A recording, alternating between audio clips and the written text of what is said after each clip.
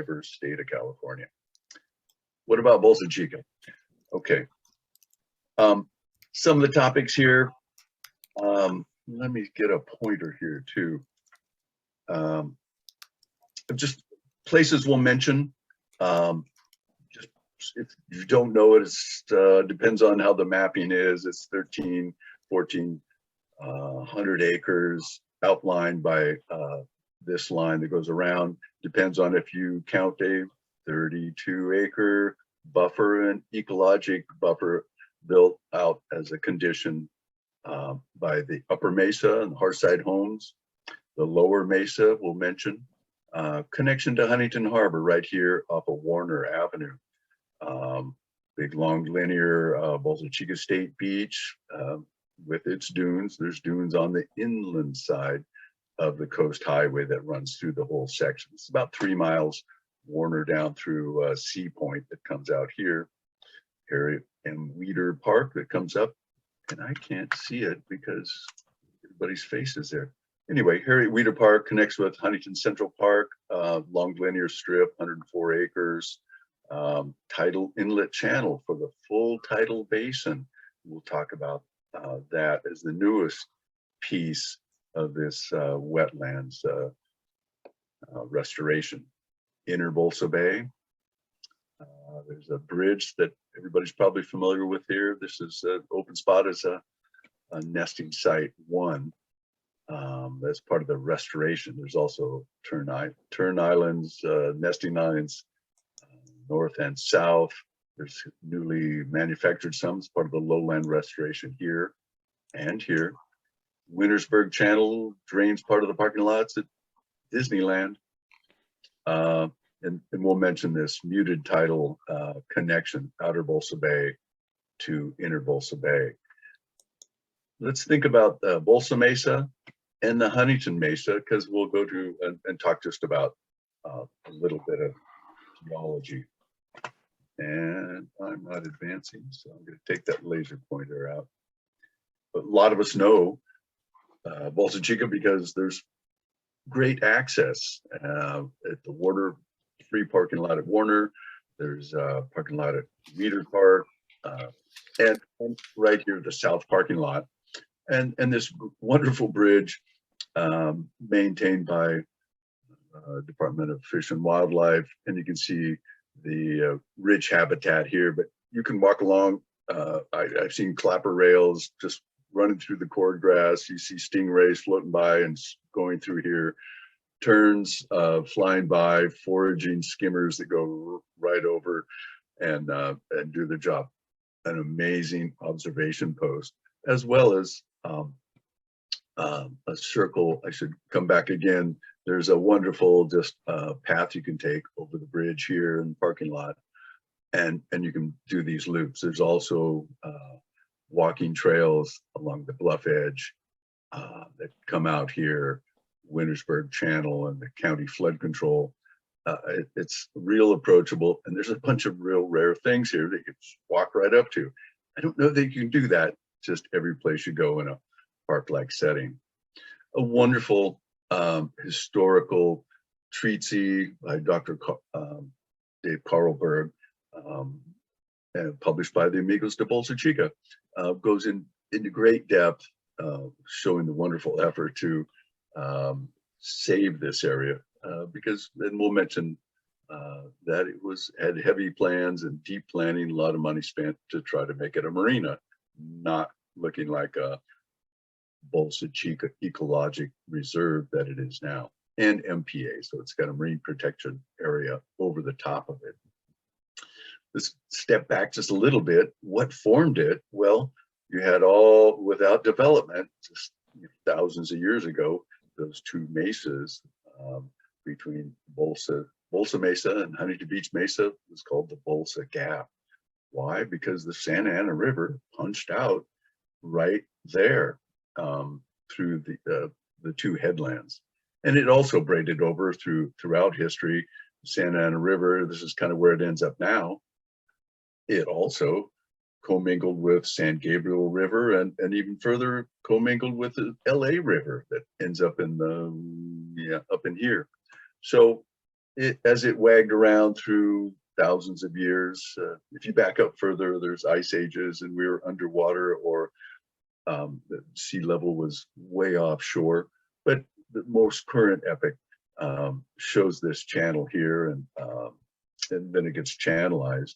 A great thing was, I think Portola was coming up from trip in Baja during early explorations, and they came to the edge of the Santa Ana River right through here, and he said it was about a foot deep and a half-mile wide.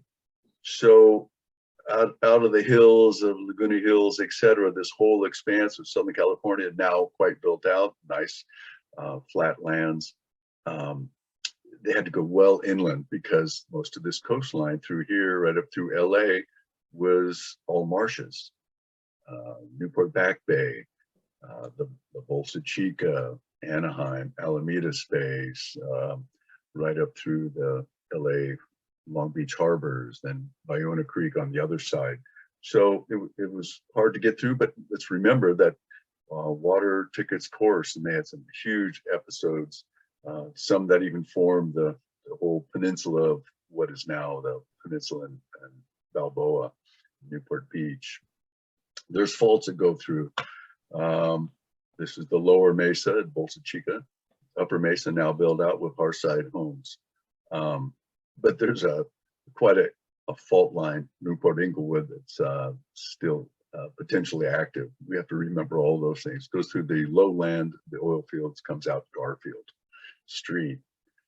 Let's not forget our history.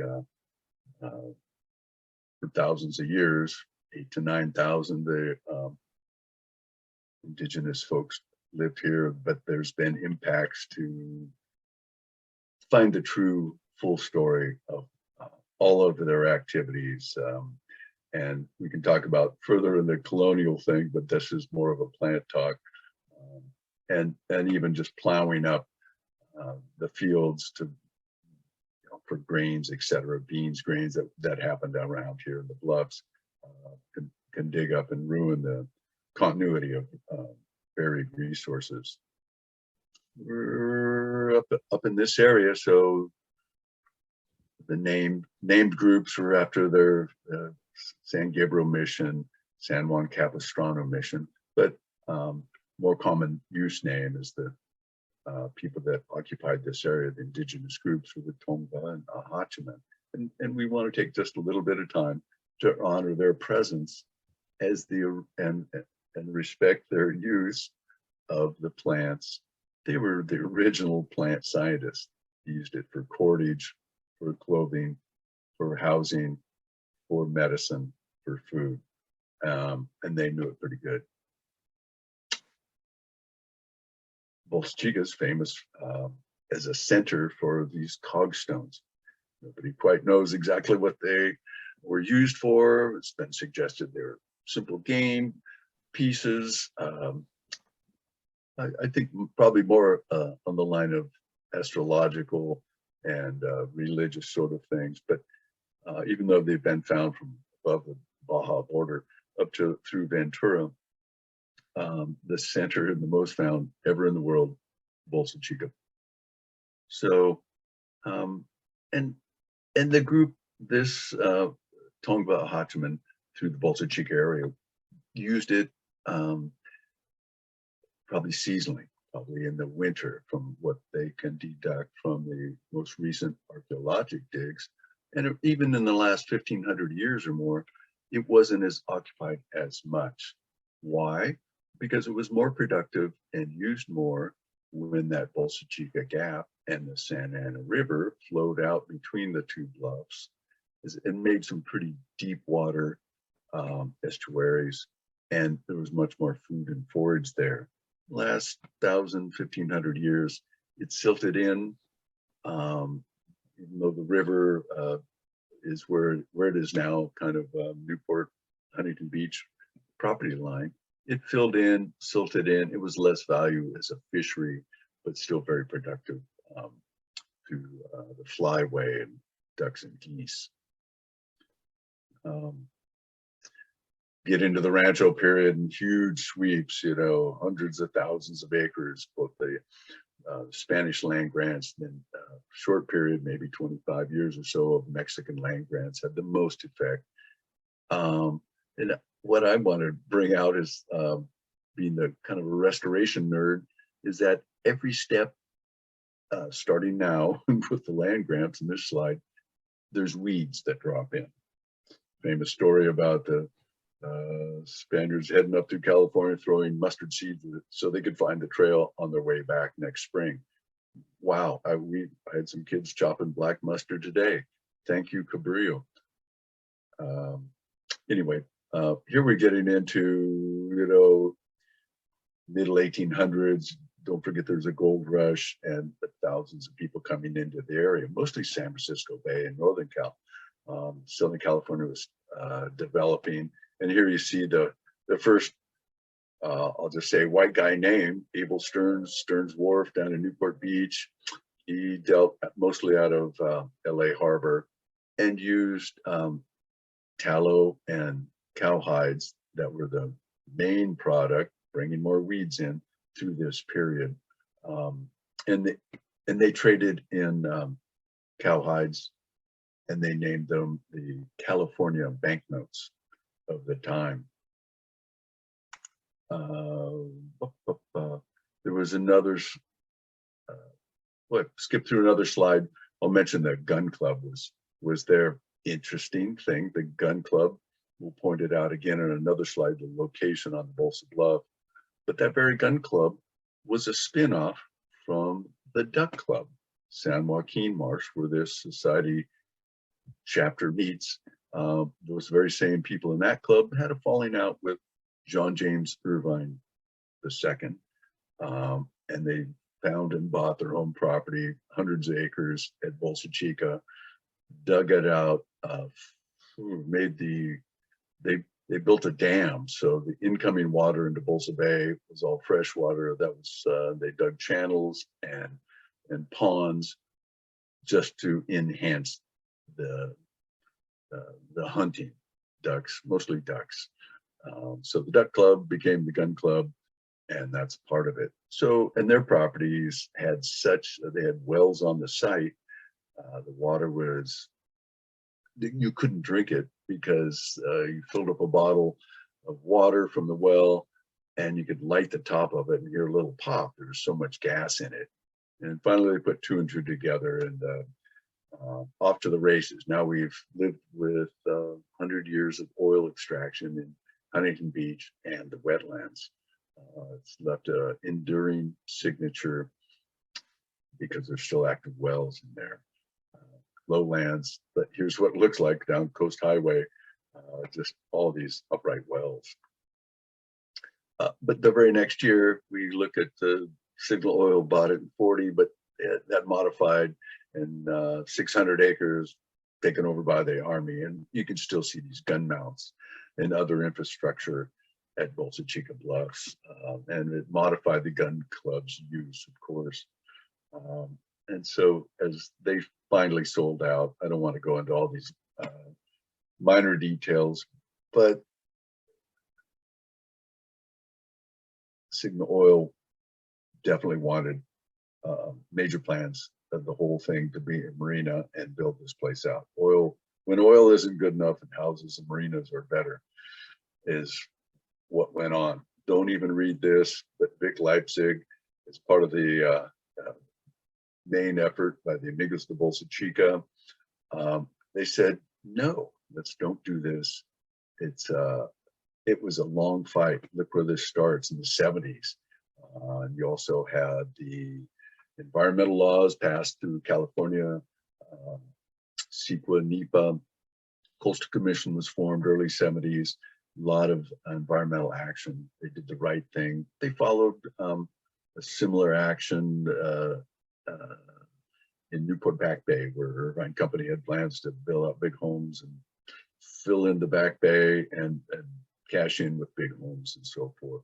Similar actions here, thwarting a major push to put a marine in. It comes and goes. The Amigos kind of got together for a deal, just save the wetlands. there was a little bit more. Bolsa Chica Land Trust, still in operation now, got together and basically got Signal Oil to sell all their properties to state lands, and that's where we end up now. Now you get a full tidal basin, a restoration plan for the lowland, and just it was opened up. The tidal inlet channel, or they call it the TIC, PCH bridge, jetties, all major engineering projects sponsored by LA, Long Beach harbors for deep water mitigation, and very productive, different than what we've got in inner and outer Bolsa bays, muted tidal zones. And they also helped out by supplying nesting sites in the development, especially endangered state and federally listed California Eastern threatened status of the western snowy plovers. Both nest there, along with other tern species and skimmers. And it's wonderful to see. Go down and check out the bridge. It's so noisy with birds down there right now. It's quite amazing. So, and Lowland Restoration, if you look at the actuals, this is a kind of ideal map. Here's the gun club area. Some are still in production. Muted tidal, there's some flooding and water movement here, but this full tidal basin goes around Rabbit Island. It comes in, all this comes out the channel, full tidal. There was just first few species, and it was monitored for 10 years now.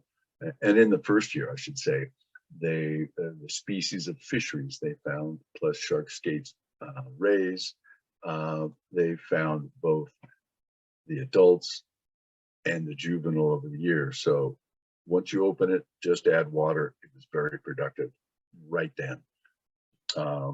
Same thing with the birds. Birds know what to do on new islands, bare places here. They're doing their job. Western snowy plovers. We use these seasonal ponds. And that really hasn't changed much. Even though there's some oil here, extraction, these salt pans and flooded seasonal ponds with fresh water off the development up here. 3 9-hole golf courses comes down and feeds this. Very productive. We'll mention the need to dredge all of this again and again. You can see a halfway silted in channel because the channel entrance was designed for all of this full tidal and all of this full tidal. So until we pull up more oil extraction, they get to do that. When they're done with it, I can't imagine they're pulling out with today's oil prices, but we'll see. And then not part of the Bolsa Chica Ecological Reserve, but let's mention here at Weeder Regional Park, a county park, that 104 acres all through here. And it's a great upland, just like this upland, Bolsa Mesa, contiguous and an important connection there. I'll mention a couple of restoration projects that are going on. Bolsa Chica Land Trust has got plans for most of this mesa, and if you go out there, you see a little shade hut. They're going out some of the tar plant species, super rare. We'll get to that, but there's good plans. It'll take a lot of money, a lot more planning to pull off this area. This is an outline of a restoration project I've been involved with. We'll talk about that a little bit, but let's go. Don't forget the dunes, the 4 dune habitat, and you always have that boundary between a ocean lake before you get wetlands. And let's talk about the coastal dune habitat. Should kind of look like this. I was happy when I worked with state parks to help fulfill their goals of making beaches as natural a habitat as possible. It was Ice Plant State Beach. We took all that out and then planted appropriate dune species here. This is kind of what it looks like. It shouldn't be more than maybe 25% cover, but the main take home is that it's growing the dunes, and you get these things, the big blows that come over. Here's some scouring, but you get these big blows and these dunes keep growing. Within just a couple of years, the estimate was 6 million cubic yards were entrained in the existing dune species that were just planted. We put up some wind fences first to help in that effort, but very successful. And it provides habitat for our nesting rare birds, the western snowy plovers. This is at Huntington State Beach, but there's nesting western snowy plovers on both Huntington and Bolsa Chica State Beaches right now. They have little cages on them, exclosures for the nest, and they have a symbolic fencing and signs around the boundary of buffer zone. Successful. Beach burr, Ambrosia camisonus, a real hero in this effort. Fine roots. I've seen a vertical cut 5.5 feet, and it stayed vertical of pure beach sand because there's such fine roots. As this thing grows, you can, to me, it looks kind of silted in, and it does its job. Also mycorrhizal in just pure sand.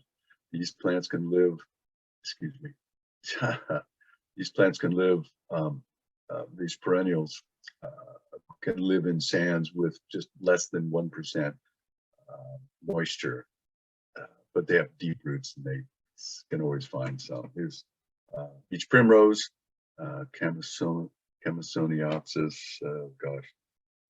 Cherryanthifolia, and Sufractosa. Don't forget the variation. Just lights up beaches.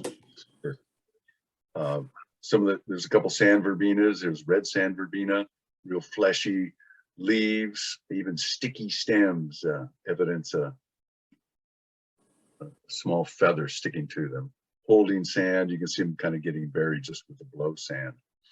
And they keep up growing through. Here's Bronia umbellata, still kind of fleshy red stems and fleshy leaves. Real heroes. They're both sides of the highway.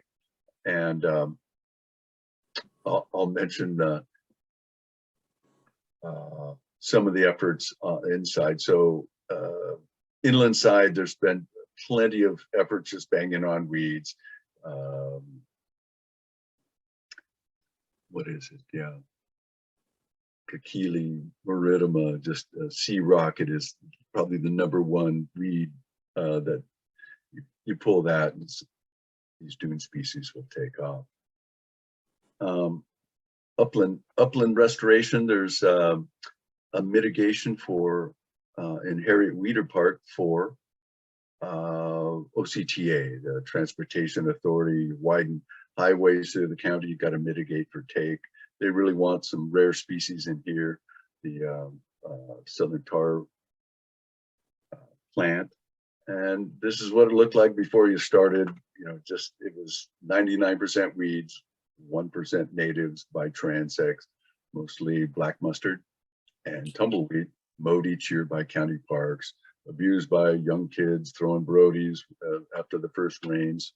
And but just a picture next week. Look at the trees on the side. 5 years of growth from container plantings, almost all.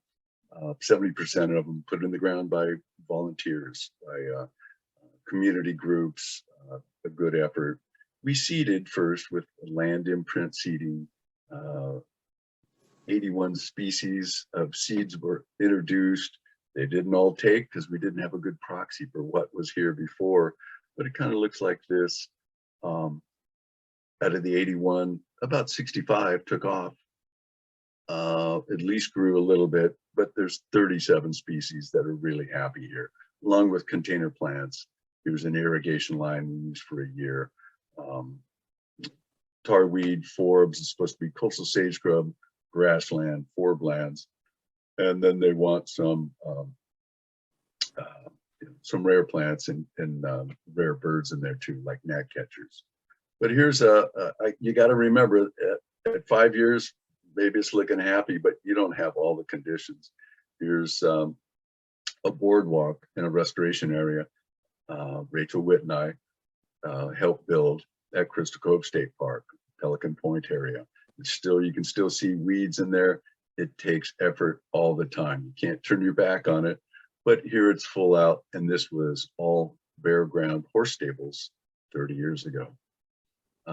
Just add water, you get a great response by the native species. First up is always going to be this wonderful fiddleneck. They're building soil and adding organics, little lupin, and then you'll always get some non-native grasses in there too. You got to bang on those. Volunteers, some staff, get them to read, do the science and read the transects. Pretty happy year with waist high tar plant, but excuse me, tar weed. And this is the rare plant. 1B1 plant grows pretty weedy, likes disturbance. If you really want it, it's one of the rarest plants in town, in the county, Centromatia PRYOR australis. You'll see it in different parks, only coastal, only just Southern California ecoregion down to the border and up through Ventura. So really limited. It likes these marshes and tolerates a fair amount of salt. You can see it Newport Back Bay, Fairview Park, and other places in Bolsa Chica. It's also some up in the South Bay, in the coastal South Bay. But this is, I'll call it the money plant, part of the mitigation. They really wanted this, and it's done well.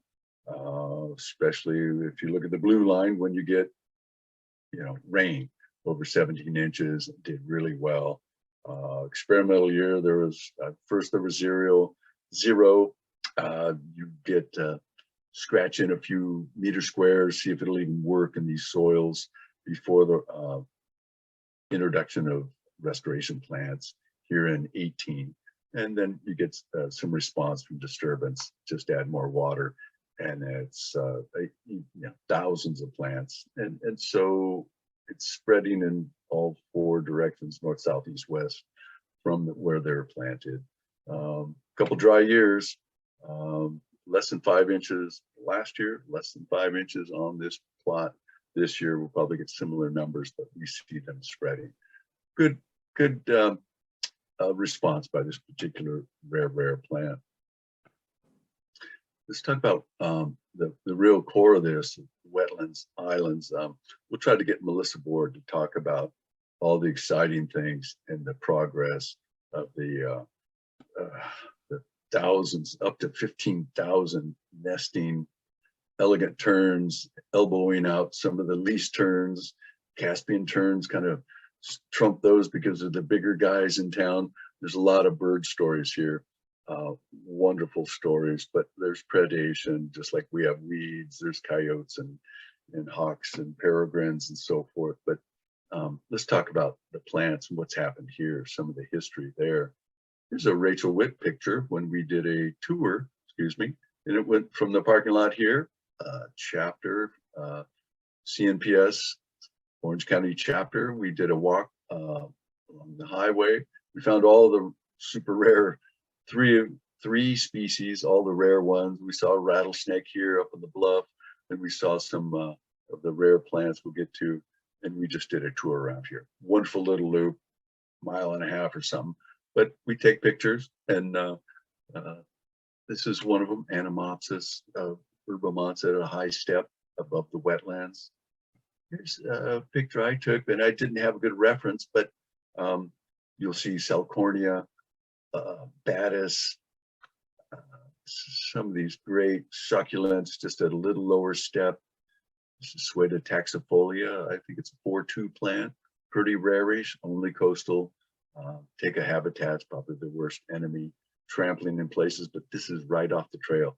And I think this is likely Atriplex watsoni, but I didn't see that in the notes with the slide. Sorry about that, but in a conglomeration. By the same trail, you can look out through cordgrass areas, pickleweed zones. This is on Rabbit Island. What's this?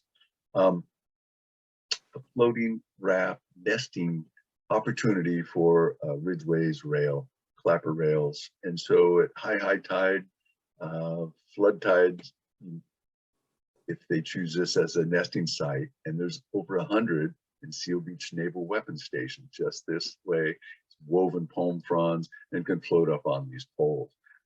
Can't quite see it, but there's a solar powered camera, infrared. If anybody's using it, sticks their head in there, uses that in nest, we can track that. You can look on your phone and see what's there today. Great technology, love it. But this, we're looking across at Rabbit Island.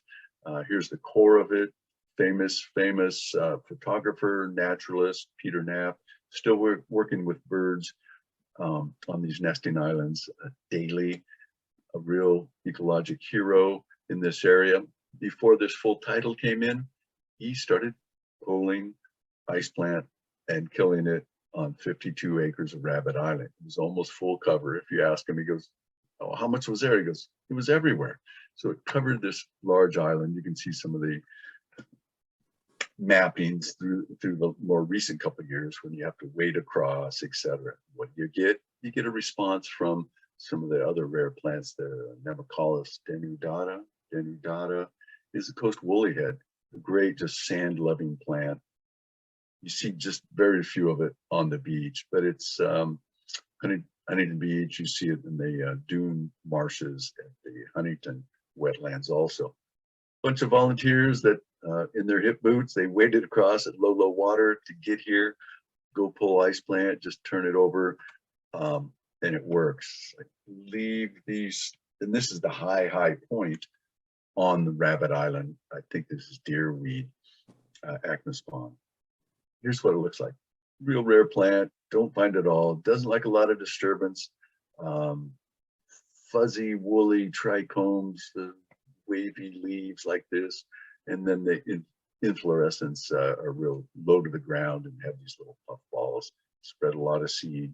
And the take-home thing on this one is this, all this black material down below is all dead ice plant. Really proves out the success. So just kill the weeds, mostly on our coastal area. You can turn Ice Plant State Beach into something else and have these this great diversity, these super rare plants. Another thing on Rabbit Island, you just take away this, and it took a few years, but we saw woolly sea blight, Sueta taxifolia. Here's the estuary sea blight, Sueta esteroa, and we saw a response after a couple of years. And I just thought it was some weedy invasion. There was so much of it spreading around. We had to look really closely. But this, another super rare 1B2 plant, only in estuaries, watered edge, untrampled, and it just took off. It, by transect, out of the 52-acre Rabbit Island, it has like 5% cover, 2.5 acres of a super rare plant, and it's just spreading out into mud flats right at the right tidal level. It's really doing well. It's just so neat to see. So Rabbit Island looks like this. You kind of see a core area that's been impacted. I see old channels and diversions. Probably could be from the old gun club that's right here. Muted tidal, Wintersburg Channel. You did mention the pocket flooding area. They also have a water inlet there flooding that. But the full tidal, there was cordgrass all through here. Future projects are excuse me, when this was installed, this was all planted out by Merkel and Associates, and it's not there now. Why? Nobody really can say. I think it's soils. I think it's a little too sandy.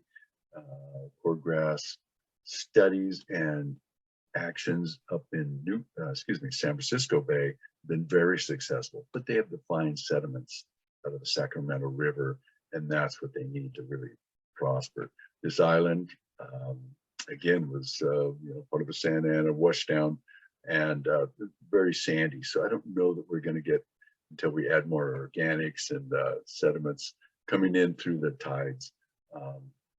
We'll see what takes, but there's transplant efforts right now using Tidal Influence Company, who's working very well. It's the Ritos Marsh up in Long Beach. They've salvaged some at a Seal Beach Naval Weapons Station. They'll be implanted the right tidal zone prism kind of right through in here. There's already cord grass poking up. Maybe we just watch it for a long time. But pickleweed for the Savannah sparrow, there's 23 nests through there just a couple of years ago. The latest data set I know, but very productive, at least for another rare species. Other ideas, why not chlorpyron, salt marsh birdbeak?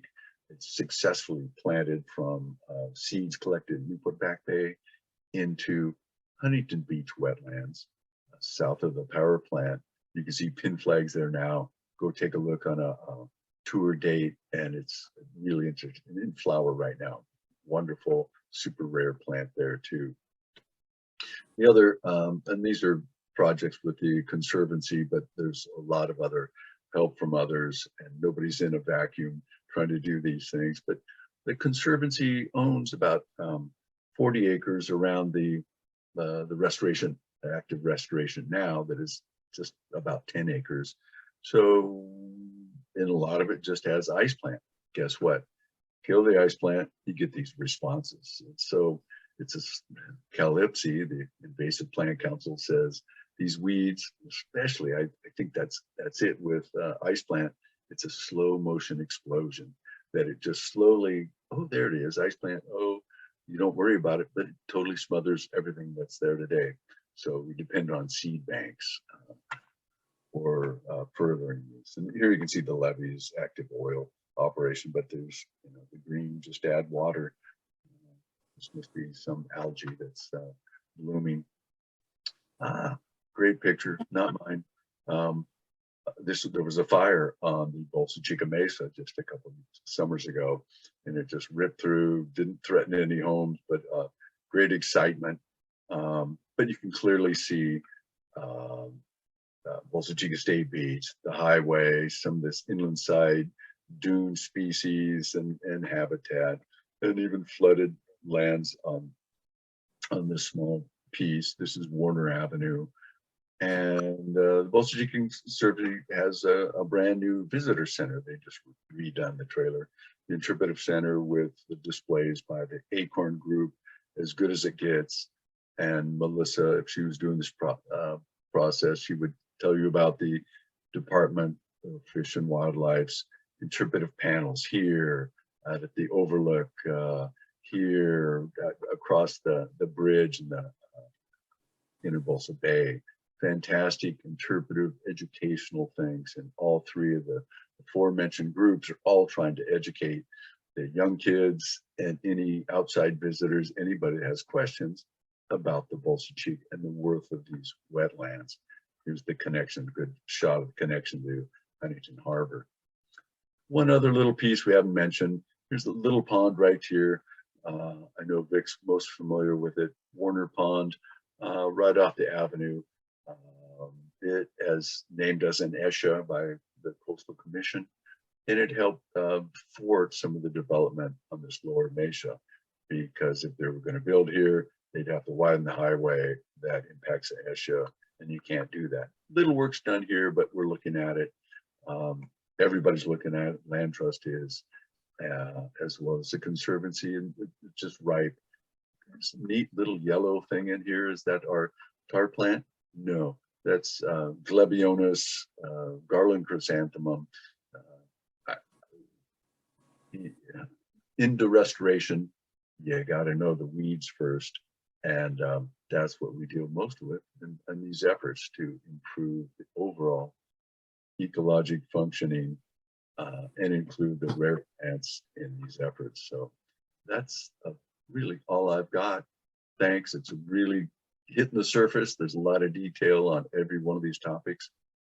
Give me a call, give the Conservancy a call, take a tour with the amigos that they do. Whoa, I don't know your schedule, but with some synchrony. There's like every second Saturday or something like that. There's work efforts, there's interpretive efforts here, and CNPS Orange County just did a field trip there. I get a lot of worth. I learn something every time I go out. Thank you much. Very good. Thank you, David. Okay, if people have questions, go ahead and put them in the chat. I'll start with one or two and see where we go from there. First, it was just great to hear and see stories of positive native plant and ecosystem restoration stories. You know, we need to hear those things, that there's successes in places. And I'd like to see those stories you had. So if people want to visit, you quickly near the end talked about some signage and some trails. Can you give us another more direct, what are the great places to either park or ride our bikes to, the trails with maybe the most signage, or where there's the most restoration success? If we want to visit, what do you recommend? The two main parking lots along the Coast Highway. The last slide showed the corner of Warner and PCH. You can free parking there, free parking at the south parking lot across from the entrance to Bolsa Chica State Beach, and free parking, go over the bridge, follow the trail on either one of those, and you'll see birds, you'll see rare plants, and it's those are the two most used zones. There's restoration along the edge of Outer Bolsa Bay and the Bolsa Chica Bluffs. It's very productive, very productive. Just all weeds turned into something else. Okay, we have a question from Ron Vanderhoff. Great program, Dave. Has there been any success in reintroducing eelgrass at Bolsa Chica? Quick answer, yes. Matter of fact, they get in a little trouble when they're dredging because the eelgrass has been so productive, and you can see waves of it in low tide go over the bridge, go along the levees, and it is in huge patches. When they dredge, they dredge out some of the eelgrass, but it's been very successful and still spreading. We've also, as a conservancy, said, let's just try it. I salvaged a bunch that floated out at scouring high tides. It ends up at Bolsa Chica State Beach on the berm line. Pick the stikes up with little rhizomes, tie a little anchor to them, and put them in the mud in a couple different patches. They absolutely take off. And a wonderful fisheries protective zones. A flowering plant, zostra, eelgrass. It's wonderful to see. Okay, we see Leslie Binloss also wants to reiterate how encouraging to hear the success stories. Richard Watson says, do you coordinate with other offshore restoration efforts? Pretty much land-based. Offshore, I get news clips on marine biology daily just because I'm a nerd that way. I'm really into fisheries. There's not a lot of connection, although we've made comments during the marine protected area thing. And I should mention too that the full tidal zone in the ecological preserve at Bolsa Chica is listed as marine protected area. There's really no fishing, no take, but we've commented on the bait barges throwing huge nets near shore. Can't you exclude those where active least turn nesting sites? Strong fisheries, and basically got totally shot down. They went, what are you talking about? Are you kidding me? But inshore, in between the outside break, inside break, at Bolsa Chica just 2 days ago, just saw diving pelicans circling around diving. It's really robust, just near shore, but not too much connection there with other research efforts.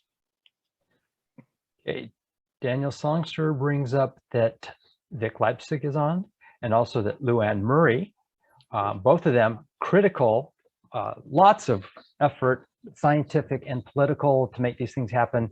And we should just open up the mic to them if there's anything historic or current that they want to say. Adding to what David said would just be super.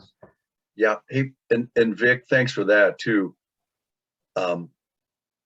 Luann worked with 3Cs along the inland dunes between the wetlands and the dunes with 3C groups again and again and again. She built so much quality in taking out that doggone ice plant and sea rocket and worked and just did amazing things. I think she really bonded.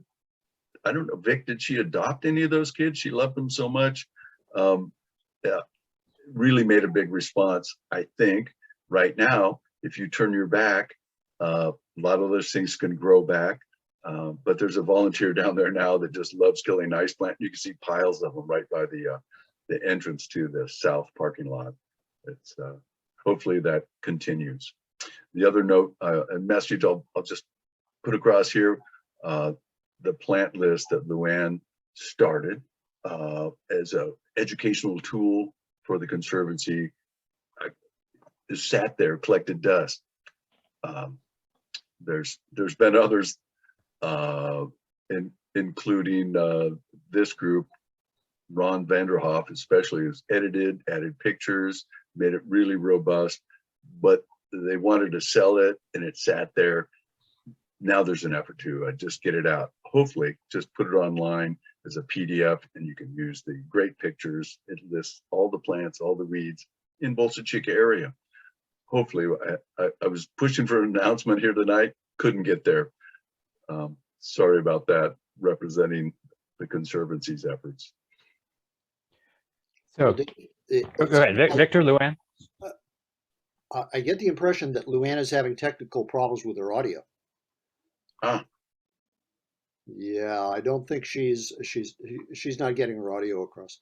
But Dave, you're absolutely right. She bonded tremendously with those California Conservation Corps kids. I'm not sure everybody knows the 3Cs that you referred to. This kids education program, or young people's education program that she worked with for so many years, and got young folks out from the urban core areas out to working at Bolsa Chica to do some good. Can you hear me now?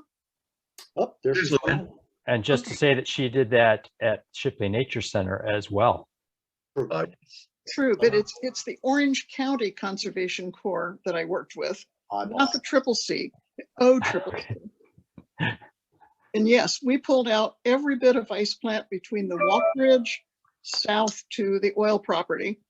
And the next year, after we had removed the ice plant, that little tiny plant, that name I can't remember, that Dave Slough showed a picture of. Anamopsis? What was it? Herba mansa? Nope. Oh. Little tiny narrow leafed plant. Oh, the woolly head, huh? Woolly head. Coastal woolly heads came back like crazy. Right. It's amazing. Ice plant state beach. Yep. Just get rid of the ice plant. That's all you have to do. Don't have to plant a thing. Nice. Nice. Well put. Yeah. Well, Dave, I wanted to add a comment as a follow-up to your comments about eelgrass and successful restoration of eelgrass. That program has been successful in a subsequent way because eelgrass is the key wintering habitat nutrient source for the goose called the brant, or black brant, here on the West Coast. And as a result of the success of the eelgrass restoration Bolsa, black brant populations at Bolsa Chica have increased tremendously, and that is a species of special concern, especially here in Southern California. And so now, on a regular basis, Bolsa Chica hosts hundreds and hundreds of black brant every winter, and that's those are birds that are migrating from the far north of the Alaskan Arctic every winter to Bolsa Chica as a result of habitat restoration.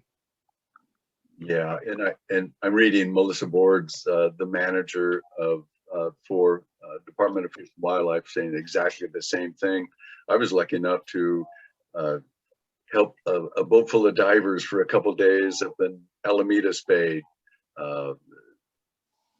salvage or harvest some eelgrass from one part where they'd planted it years before, and part of that population went to depauperate bulkhead areas in other spots. So planning it out, I know there's been very strong efforts in Newport Back Bay too, with Rick Ware and his company, and working with the other bods.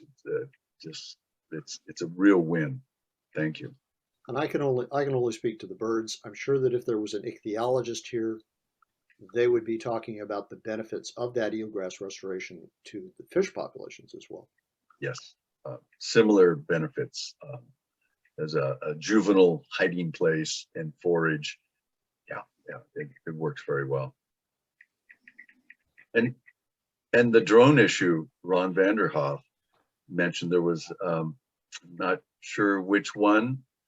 I'll bite my tongue because there's a news story, but I can't say anything.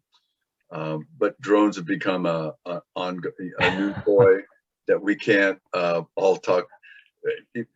Don't fly them in a rare bird nesting zone, but all that's gone on. And yeah, I'm not even sure exactly what the drone was. Was that over a nesting site if Ron's here? Oh, is there this is Melissa. Yeah. Is there a chat in the chat about a drone? Can you, a quick mention about a drone issue from last year? The big thing was a guy swimming out to the turn island to get a closer picture. Oh, I didn't hear that one. I think that might have been before my time. I did hear a story of that, but yeah, I think in a nutshell, guys, the drones are a continuous, what's the word I want to use? Issue.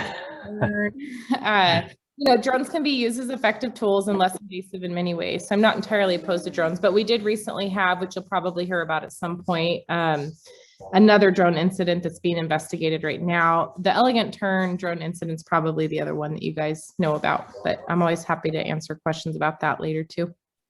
Good job, Dave. Melissa, is there an MPA that touches Palos Verdes?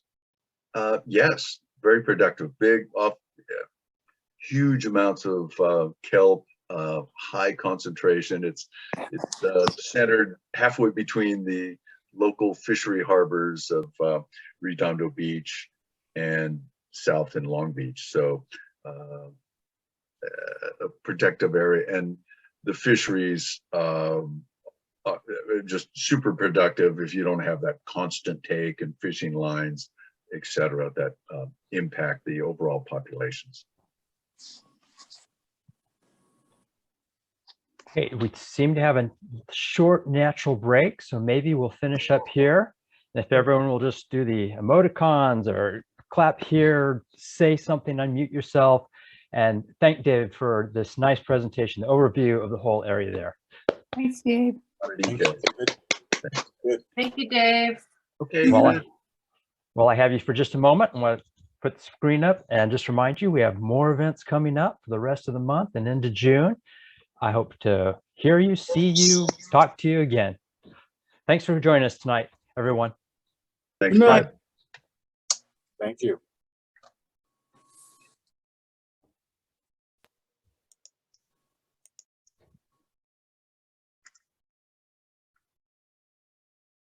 Well done, David. Yeah, All nice right. overview. Very reachable for everyone. Kind of too big of a topic in a way. There's how do you narrow it? You So many gotta go directions you can go, right? Yeah. And not everybody's as familiar as I just get to be close and see it all the time. So that's a good one. And then, like Leslie and I were saying, it's just so good to hear success stories, because there's always something that's out there that for us to worry about and to be working on, but to know that we're building upon success stories that have worked well and are continuing. Oh, good. I'm amazed how much change, kind of in a negative, impactful way, man can do and just beat up these places. But these rarities, and you can build it back. Takes a lot of work. Better to just save these super rare places. That's why, as a conservation society, we're stronger just protecting these rarish habitats instead of go to development, and then we'll put it back together. Mitigations aren't as strong as just full protection. So, Well, I got to say, there's great comfort in hearing that it still works here on the coast. You know, give it a chance and stuff will come back, because obviously in parts of San Joaquin Valley and some other areas, they build and it doesn't come back. It's so destroyed, so far out, so long. So yeah, the coastal stories, you know, and after seeing all those oil rigs, the photo you have there, wow. Yeah, we forget. It wasn't that long ago. 100 years of oil extraction, boy, they can drive over it and yeah, impact a lot of it in so many ways. And we won't talk about detritus falling in and just going all over the oil fields. Oh, it's just, there's some nightmares in there that we're still chasing. But I'm a weed guy, so, you know, fennel here, detritus there. It's just all the Sahara mustard, a new mustard, first in the county. It's all there. So. Okay, we're going to stop on the positives. Good. Thanks again. We'll see All you right. later. Thanks, Brad. See you soon.